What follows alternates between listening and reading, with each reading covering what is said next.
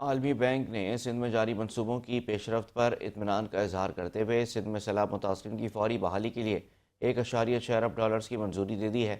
یہ بات وزیر اعلیٰ سندھ سید مراد علی شاہ نے سندھ ہاؤس اسلام آباد میں عالمی بینک کے وفد سے ملاقات کے بعد بتائی۔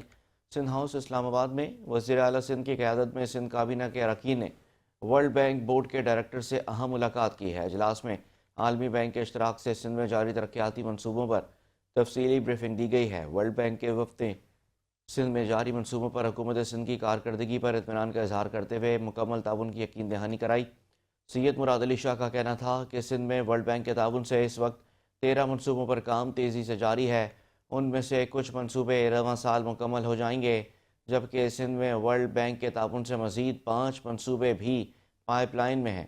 وزیر اعلیٰ سندھ نے ورلڈ بینک کے ساتھ مضبوط شراکت داری قائم کرنے کا عزم دہرایا اور کہا کہ سندھ میں منصوبوں کے لیے جو فنڈ دیا جاتا ہے اس کا صحیح استعمال ہوتا ہے۔ اجلاس میں سینئر صوبائی وزیر شرجیل میمن، وزیر توانائی ناصر حسین شاہ، وزیر تعلیم سید سردار علی شاہ، وزیر زراعت سردار محمد بخش مہر اور وزیر لائف اسٹاک سندھ محمد علی ملکانی کے علاوہ چیف سیکرٹری سمیت تمام وزارتوں کے سیکرٹریز